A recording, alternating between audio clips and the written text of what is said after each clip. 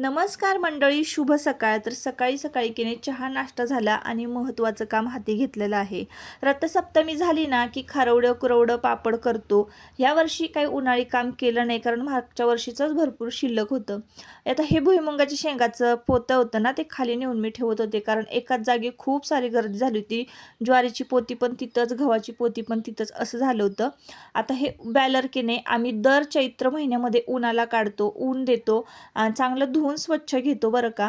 आणि वर्षभर काय करतो, आता ह्याच्यामध्ये ना आपण धान्य साठा करून ठेवणारे अगदी 200 किलो हे धान्य ह्या ड्रममध्ये बसतं बरं का, म्हणजे 2 पोती. म्हणून ती चांगली खळखळ मी पाण्यानं धुवून घेतलेली आहे पाईप लावून आणि उन्हाला ठेवून दिली. आता बॅलर वाळतायत आणि जे धान्य आहे उरलेलं, म्हणजे जुनं शिळं धान्य, तर ते सुद्धा मी उन्हाला देऊन घेते, जेणेकरून ते सुद्धा वर्षभर टिकावं.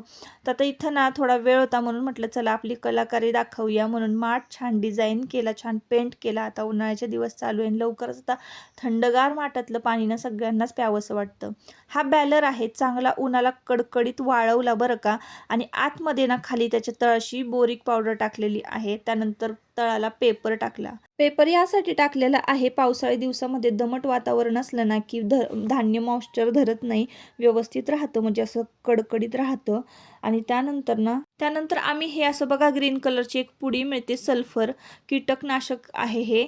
तर कुठल्याही शेती साहित्याच्या दुकानामध्ये तुम्हाला ही मिळून जाईल. तर ते आम्ही आतमध्ये खोचून ठेवतो. आम्ही कुठल्याही प्रकारचे पावडर इंजेक्शन वगैरे वापरत नाही, जे की धान्याला लागल. ही पुडी की नाही फक्त वरनं कट करायची आणि धान्यामध्ये खोचायची.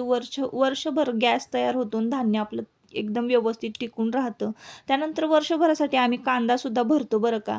कांदा कसा भरायचा तुम्हाला अगदी थोडक्यात सांगते. जो 3 महिन्याचा कांदा असतो ना, 3 महिन्यात निघतो, तो कांदा कधीही भरायचा नाही, तो लगेचच नासतो. जो 5 महिन्याचा कांदा आहे, 5 महिन्यानंतर निघतो, तो कांदा जो आहे ना, तो आपण भरायचा, तो वर्षभर मस्त टिकून राहतो. त्यानंतर खूप सारी कामं झाले दिवसभर, म्हणूनच मी आज संध्याकाळी पावभाजी केली होती. चला भेटूया नेक्स्ट ब्लॉगमध्ये. बाय.